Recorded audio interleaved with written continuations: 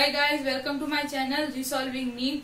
आई am Shivangini. तो आज हम बात करेंगे हमारे चैप्टर सॉलिड स्टेट के टॉपिक क्लोज पैकिंग के बारे में। तो अब हम बात करेंगे क्लोज पैकिंग के बारे में। क्लोज पैकिंग क्या होती है कि कोई भी सॉलिड के जो पार्टिकल्स है उनको क्लोज पैक यानी टाइटली पैक कर रखा होता है ताकि उनके बीच में मिनिमम वैकेंट स्पेस रहे और ज़्यादा से ज़्यादा पार्टिकल हम उसमें रख सकें। तो पहले हम बात करते हैं 1D क्लोज पैकिंग के बारे में। तो इसमें जैसे हम इस डायग्राम में देख सकते हैं कि सारे जो पार्टिकल्स हैं उनको एक चेन में रख रखा है। जैसे मोतियों की माला होती है वैसे ही एक चेन में ये पार्टिकल्स हैं। तो ये एक ही डायरेक्शन में। अब इनमें जो कोऑर्डिनेशन नंबर है, कोऑर्डिनेशन नंबर क्या होता है कि एक स्फेयर के कितने नेबरिंग स्फेयर है या पार्टिकल है। तो हर स्फेयर के 2 नेबरिंग पार्टिकल है, तो इसका कोऑर्डिनेशन नंबर हो गया 2। नेक्स्ट हम देखते हैं कि 2 डायमेंशन में कैसे क्लोज पैकिंग करेंगे। तो इसके 2 तरीके हैं। पहला तो क्या है कि जो हमने 1D में क्लोज पैकिंग की थी उसमें एक लेयर के नीचे दूसरी लेयर रखे एकदम सेम रिपीटेशन में, जैसे हर स्फेयर के नीचे एक स्फेयर हो। तो जैसे हम डायग्राम में देख सकते हैं कि एक एक पार्टिकल के नीचे सेम पार्टिकल, तो वो लेयर एकदम सीक्वेंस में है। तो अगर हम पहली लेयर को ए बोलें तो सारी लेयर ए टाइप की है, तो इसको हम ए क्लोज पैकिंग भी बोलते हैं। अब अगर हम इसमें से कोई भी पार्टिकल उठाएं तो वो 4 पार्टिकल से घिरा हुआ है, तो जिसका हमने इसमें रेड कलर से एक स्क्वायर बना रखा है उस पार्टिकल के चारों तरफ, तो वो हो गया स्क्वायर क्लोज पैकिंग। तो इसमें कोऑर्डिनेशन नंबर कितना हो गया 4। तो 2D क्लोज पैकिंग के 2 टाइप होते हैं। पहला तो हमने देख लिया 2D स्क्वायर क्लोज पैकिंग, अगला होता है 2D हेक्सागोनल क्लोज पैकिंग। जैसे हम डायग्राम में देख सकते हैं कि एक लेयर के जो 2 पार्टिकल्स के बीच में जो स्पेस है उसके बीच में दूसरी लेयर का पार्टिकल आ रहा है। तो अगर हम पहली लेयर को ए बोले तो अगली का सीक्वेंस थोड़ा अलग है तो हम उसको बी बोल सकते हैं। तो इस क्लोज पैकिंग को A B type close packing भी बोलते हैं। अब इसमें जैसे एक स्फेयर के चारों तरफ रेड कलर से एक हेक्सागोन बना रखा है, तो एक पार्टिकल 6 पार्टिकल से घिरा हुआ है, तो इसका कोऑर्डिनेशन नंबर 6 हो गया और इसीलिए इसको बोलते हैं 2 dimensional hexagonal close packing. Next हम लेते हैं 3 डायमेंशनल क्लोज पैकिंग। अब चूंकि हमने देखा था कि जो 2D क्लोज पैकिंग थी वो भी 2 तरह की थी, एक स्क्वायर और एक हेक्सागोनल। तो जो 3D है वो 2D से ही बनेगी। अगर हम 2D की एक लेयर के ऊपर अगली लेयर रख दें तो हमें 3D क्लोज पैकिंग मिल जाएगी। तो वैसे ही 3 डायमेंशनल क्लोज पैकिंग भी 2 तरह की होगी। पहली जो हम 2D स्क्वायर क्लोज पैकिंग से बनाएंगे और दूसरी जो हम 2D हेक्सागोनल क्लोज पैकिंग से बनाएंगे। तो पहले हम देखते हैं 3 dimensional close packing from 2 dimensional square close packing layer. तो अब इसमें क्या होगा कि एक लेयर के ऊपर दूसरी लेयर, फिर उसके ऊपर तीसरी लेयर, तो ऐसे ये अरेंजमेंट चलता रहेगा। पर जो पार्टिकल होंगे या जो स्फेयर होंगे वो एग्जैक्टली उसके ऊपर होंगे। सेकेंड लेयर के जो पार्टिकल है वो फर्स्ट लेयर के पार्टिकल के एग्जैक्टली ऊपर होंगे। तो इसको अगर हम पहली लेयर को ए बोले तो वैसे ही सारी लेयर उसी टाइप की है, तो इसको हम ए टाइप भी बोल सकते हैं। नेक्स्ट हम देखते हैं कि 2D हेक्सागोनल क्लोज पैकिंग से हम कैसे 3D स्ट्रक्चर बना सकते हैं। तो पहला हमने लिया कि हमने पहली लेयर के ऊपर दूसरी लेयर रखी है। तो जैसे हम डायग्राम में देख सकते हैं कि जो फेडेड कलर से जो पार्टिकल्स है वो पहली लेयर के हो गए और जो ब्राइट कलर से या बोल्ड कलर से जो पार्टिकल बने हुए हैं वो सेकेंड लेयर के पार्टिकल हो गए। तो पहली लेयर के ऊपर हमने दूसरी लेयर रखी है।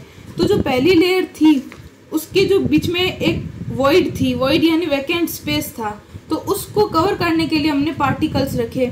तो जिस पूरे स्पेस को दूसरी लेयर के पार्टिकल ने कवर कर लिया उसको हम बोलते हैं टेट्रागोनल वॉइड या टेट्राहेड्रल वॉइड। और जो सारे सेकेंड लेयर के पार्टिकल रखने के बाद भी हम देख सकते हैं कि कुछ स्पेस बीच में वैकेंट है जिसको हमने ओ से शो कर रखा है, तो उसको हम बोलते हैं ऑक्टाहेड्रल वॉइड। तो जो टी से शो कर रखी है वो टेट्राहेड्रल वॉइड और जो ओ से शो कर रखी है वो ऑक्टाहेड्रल वॉइड। इन दोनों वर्ड को अब हम अगले डायग्राम में ध्यान से देखते हैं। तो इस डायग्राम में ये देखो जो ब्लू कलर के जो हमने पार्टिकल्स बना रखे हैं वो पहली लेयर के पार्टिकल है और उसके ऊपर जो रेड पार्टिकल है वो सेकेंड लेयर का पार्टिकल है। तो अब इन चारों पार्टिकल्स के बीच में हमने एरो से एक वैकेंट स्पेस या होल शो कर रखा है। तो ऐसी जो वॉइड होती है जो 4 पार्टिकल्स के बीच में होती है उसको हम बोलते हैं टेट्राहेड्रल वॉइड। तो अभी हमने देखी थी टेट्राहेड्रल वॉइड जो पिछले डायग्राम में डी से शो कर रखी थी। अब हम देखते हैं जो ओ से हमने शो कर रखी थी ऑक्टाहेड्रल वॉइड। तो जैसे हम देख सकते हैं कि ये जो ब्लू स्फेयर है वो वही सेम पहली लेयर के जो स्फेयर है वो ब्लू कलर से और सेकंड लेयर के रेड कलर से। तो तो इन 6 स्फेयर के बीच में भी एक छोटा सा होल रह रहा है या छोटी सी वॉइड रह रही है या वैकेंट स्पेस रह रहा है, तो इसको हम बोलते हैं ऑक्टाहेड्रल होल या ऑक्टाहेड्रल वॉइड, जो 6 स्फेयर के बीच में बनती है। अब कोई भी अगर पैकिंग होगी क्लोज पैकिंग, तो उसमें जितने भी स्फेयर होंगे, जैसे मान लो एक क्लोज पैकिंग का स्फेयर है तो उसमें एक ऑक्टाहेड्रल वॉइड होगी और 2 टेट्राहेड्रल वॉइड होगी। तो जैसे हम ले सकते हैं कि अगर n नंबर के स्फेयर है कोई भी क्लोज पैकिंग में, तो उस n नंबर के स्फेयर के लिए ऑक्टाहेड्रल वॉइड तो n होगी, पर टेट्राहेड्रल वॉइड जो है वो 2n होगी, क्योंकि वो 2 होती है हमेशा। उस डायग्राम में आप वापस देख सकते हो कि हर पार्टिकल के आसपास में 2 T लिखे हुए, यानी 2 टेट्राहेड्रल वॉइड है और एक O लिख रखा है, यानी एक ऑक्टाहेड्रल वॉइड है। तो अब हम दूसरा देखते हैं। पहले तो हमने देखा था कि हमने पहली लेयर के ऊपर दूसरी लेयर रखी थी, अब हम उस दूसरी लेयर के ऊपर तीसरी लेयर रख रहे हैं। तो तीसरी लेयर भी 2 टाइप की हो सकती है। पहली क्या होगी कि हम उसकी जो टेट्राहेड्रल वॉइड है उसको कवर करें, तो जब हम ऐसे लेंगे तो इसको हम हेक्सागोनल भी बोल सकते हैं, क्योंकि जो तीसरी लेयर होगी वो पहली लेयर के सिमिलर ही होगी। अगर पहली लेयर को हम ए बोले, दूसरी को बी बोले, तो ये ए बी टाइप अरेंजमेंट ही चलता रहेगा कि हर तीसरी लेयर पहली लेयर के जैसी होगी। तो अब इस डायग्राम को हम आगे और खोल के देखते हैं। तो अब हमने इस लेयर को बीच में से काट के खोला है, तो जो पहले रेड स्फेयर है वो तो हो गए पहली लेयर के स्फेयर। अब उसके ऊपर हमने दूसरी लेयर रख दी, तो अब जो दूसरी लेयर है, क्योंकि हेक्सागोनल क्लोज पैकिंग है, तो जो बीच में स्पेस है उसके बीच में दूसरी लेयर के पार्टिकल आएंगे, तो ये 2 लेयर तो हमने रख दी। अब इन 2 लेयर के बीच में जो टेट्राहेड्रल वॉइड बनी है उसके ऊपर जो तीसरी लेयर है वो हम रखेंगे। तो वैसे ही हर तीसरी लेयर पहली लेयर के सिमिलर होगी, जैसा मैंने पहले भी बताया। तो इस अरेंजमेंट को HCP बोलते हैं, हेक्सागोनल क्लोज पैकिंग, या इसको AB टाइप अरेंजमेंट भी बोलते हैं। और ये ऐसी जो क्लोज पैकिंग है वो बहुत सारी मेटल्स में पाई जाती है, जैसे मैग्नीशियम हो गया, जिंक हो गया, तो उनमें ऐसा अरेंजमेंट होता है। तो अभी हमने जो पैकिंग देखी थी उसमें हमने क्या किया था कि सेकेंड लेयर पे जो टेट्राहेड्रल वॉइड थी उनको कवर किया था। अब हम उसकी ऑक्टाहेड्रल वॉइड को कवर करेंगे, इसको हम क्यूबिक क्लोज पैकिंग भी बोलते हैं। तो इसमें जो तीसरी लेयर है वो अलग होगी, पहली दूसरी अलग हो गई, तीसरी उससे भी अलग होगी, और फिर जो चौथी होगी वो फर्स्ट के सिमिलर होगी। कैसे? अगर हम पहली लेयर को, जैसे हम डायग्राम में रेड पार्टिकल्स हैं उनको हम ए बोलते हैं, तो फिर नेक्स्ट हम देखते हैं कि एक पर्पल पार्टिकल आ रहा है, वो बी लेयर का हो गया। अगला ग्रीन पार्टिकल आ रहे हैं 2, वो हो गए थर्ड लेयर यानी सी, तो इनको ABC बोल दिया। फिर जो चौथी लेयर है वो वापस ए के सिमिलर आ गई, तो इसको ABC टाइप अरेंजमेंट भी बोलते हैं। अब इस डायग्राम को हम आगे और खोल के देखते हैं। अब हमने पहली लेयर रख दी, उसके ऊपर close pack hexagonal close packing के हिसाब से दूसरी लेयर यानी बी रख दी। फिर उसके ऊपर हमने उसकी जो ऑक्टाहेड्रल वॉइड जो बनी थी उसको कवर करने के लिए तीसरी लेयर रखी सी, और उसकी जो ऑक्टाहेड्रल वॉइड थी उसको कवर करने के लिए वापस चौथी लेयर रखी।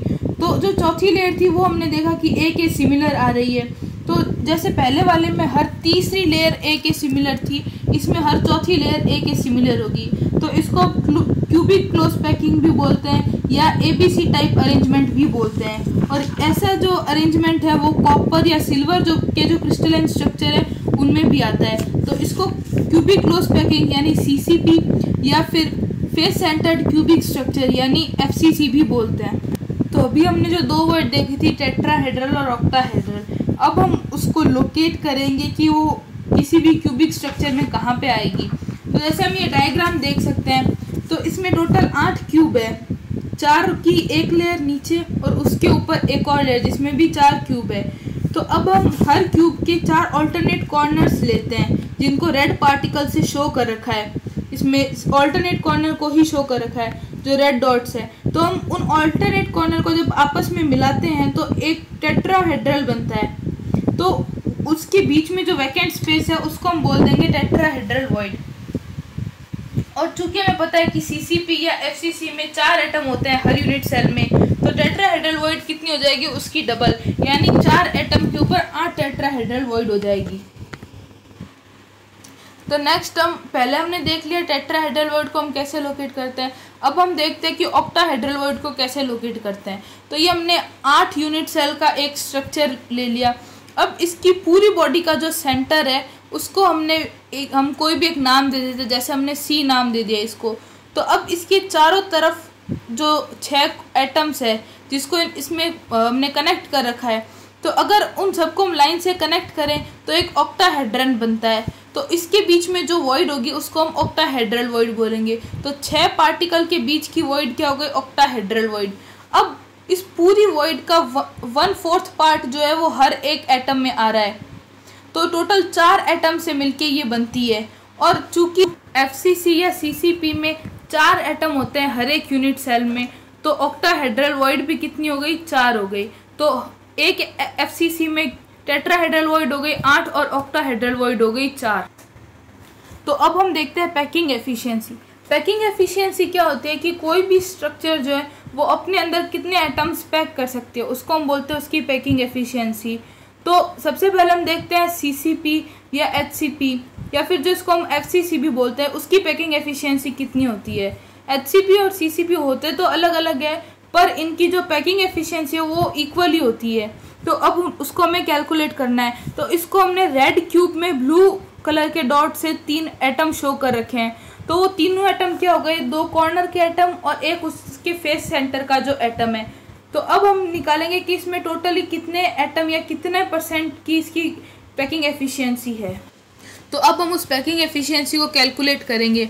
तो इसको और अच्छे से समझने के लिए आपकी जो बुक है उसको खोलिए, उसमें टॉपिक 1.7 है पैकिंग एफिशिएंसी, उसको साथ साथ रीड आउट करते रहिए तो आपको अच्छे से समझ आ जाएगा। तो हम ट्रायंगल लेते हैं। इस क्यूब का ट्रायंगल हमने ले लिया ABC।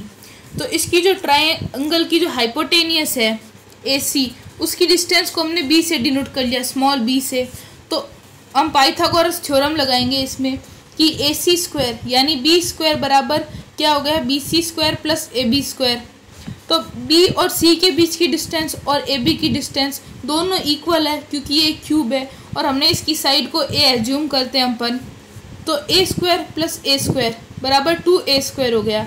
तो B कितना हो गया? √2A। अब हम इसी डिस्टेंस को रेडियस या जो पार्टिकल है उसकी रेडियस की रेस्पेक्ट में लेते हैं। तो B बराबर 4R हो गया। कैसे? पहले तो जो A है वो आधा ही एटम आ रहा है इस पूरी लाइन में, तो उसका 1R हो गया। C का भी आधा एटम आ रहा है तो उसका भी 1R हो गया। तो टोटल 2R और B की पूरा डायमीटर आ रहा है यानी 2R, तो टोटल 4R हो गए। तो 4R बराबर √2A। तो हम यहाँ से A और R के बीच में रिलेशन निकालेंगे कि A बराबर 4/√2R या फिर 2√2R। तो इसको हम ऐसे भी लिख सकते हैं कि R बराबर A/2√2। अब जैसे कि हम जानते हैं कि हर एक यूनिट सेल में जो FCC स्ट्रक्चर है उसमें 4 एटम होते हैं। तो 4 एटम का वॉल्यूम कितना हो गया? 4 × 4/3 × πr², क्योंकि स्फेयर का वॉल्यूम होता है 4/3 × πr²। 4 एटम है तो उसको हम 4 से मल्टीप्लाई कर देंगे। अब क्यूब का वॉल्यूम कितना हो गया? A क्यूब होता है। तो अब हम इसको R की रेस्पेक्ट में लेंगे क्योंकि ऊपर R आ रहा है तो हमें नीचे R के टर्म्स में निकालना जरूरी था, इसीलिए हमने A को कन्वर्ट किया। तो A² यानी हो गया 2√2R का होल क्यूब। तो पैकिंग एफिशिएंसी कैसे निकालेंगे कि 4 स्फेयर ने कितनी वॉल्यूम ऑक्यूपाई की है उसके अपॉन में क्यूब की टोटल वॉल्यूम इंटू 100। तो 4 × 4/3 × πr³ अपॉन 2√2R का होल क्यूब इंटू 100। इसको जब हम मैथमेटिकली सॉल्व करेंगे तो आएगा 74%, यानी FCC में पैकिंग एफिशिएंसी कितनी होगी? 74%। तो 74% तो इसकी पैकिंग एफिशिएंसी है। अब इसमें वॉइड यानी खाली स्पेस कितना रह रहा है? 26%। तो नेक्स्ट हम देखते हैं कि BCC यानी body centred cubic unit cell की पैकिंग एफिशिएंसी कितनी होगी। तो जैसे हम स्ट्रक्चर में देख सकते हैं कि ये एक क्यूब है जिसकी साइड है स्मॉल a। अब हमें इसकी पैकिंग एफिशिएंसी निकालना, तो हमने इसके सारे कॉर्नर को नाम दे रखे हैं A B C ऐसे करके सारे कॉर्नर की हमने नेमिंग कर रखी है। तो जो F और D यानी एक फेस के बीच में जो हाइपोटेनियस हम मान सकते हैं या डायगोनल है उसका डिस्टेंस हो गया स्मॉल b, और A और F के बीच की जो डिस्टेंस है यानी पूरी बॉडी के डायगोनल की डिस्टेंस हो गई स्मॉल c। तो अब हम इसको कैलकुलेट करते हैं। तो अब हम इसका ट्रायंगल लेते हैं, ट्रायंगल EFD। इसमें हम लगाएंगे पाइथागोरस थ्योरम। तो एफ और डी की डिस्टेंस जैसे मैंने पहले भी बताया कि इसको हमने स्मॉल बी ले रखा है, तो ये हो गई स्मॉल बी स्क्वायर बराबर ए स्क्वायर प्लस ए स्क्वायर, यानी 2a स्क्वायर हो गई। तो b कितना हो गया, b बराबर √2a। अब हम ट्रायंगल लेते हैं ए एफ डी, तो इसका जो हाइपोटेनियस है वो c है, तो c स्क्वायर बराबर a square plus b square. a तो सीधा हो गया अपना a स्क्वायर और b है √2a, तो उसका स्क्वायर करेंगे तो 2a स्क्वायर, यानी c बराबर आ जाएगा √3a। अब वैसे ही पहले की तरह इसमें भी r की टर्म्स में ले तो 4r आएगा, क्योंकि आधा एटम a का है तो उसकी एक रेडियस ही हो गई, f की भी खाली रेडियस हो गई, पर जो बीच में बॉडी सेंटर का जो एटम है वो पूरा आ रहा है, उसका पूरा डायमीटर है यानी 2r है, तो टोटल ये 4r हो गया। तो √3a बराबर 4r, तो a बराबर 4/3r, या इसको ऐसे भी लिख सकते हैं r बराबर √3/4a। तो हमें पता है कि BCCM में टोटल एटम होते हैं 2, तो 2 × 4/3 × πr³, और क्यूब का टोटल वॉल्यूम होता है a क्यूब। तो अब इसको r की टर्म्स में लिखेंगे तो 4/√3r का क्यूब। तो पैकिंग एफिशिएंसी निकालने के लिए वही फॉर्मूला कि ऊपर वॉल्यूम ऑक्यूपाइड बाय स्फेयर और नीचे टोटल वॉल्यूम × 100, तो ये परसेंटेज आ जाएगा। तो अब 2 × 4/3 × πr² अपॉन 4/√3r का होल क्यूब × 100, इसको जब हम मैथमेटिकली सॉल्व करेंगे तो आंसर आएगा 68%। तो BCC में पैकिंग एफिशिएंसी यानी 68% पार्ट जो है उसमें एटम है, और बचा हुआ जो 32% पार्ट है वो वॉइड है यानी फ्री स्पेस है। तो 68% तो हो गई उसकी पैकिंग एफिशिएंसी और 32% हो गया उसका फ्री स्पेस या वॉइड। अगर आपको हमारा वीडियो पसंद आया तो जरूर लाइक और शेयर करें और हमारे चैनल को सब्सक्राइब करें। जय हिंद, जय भारत।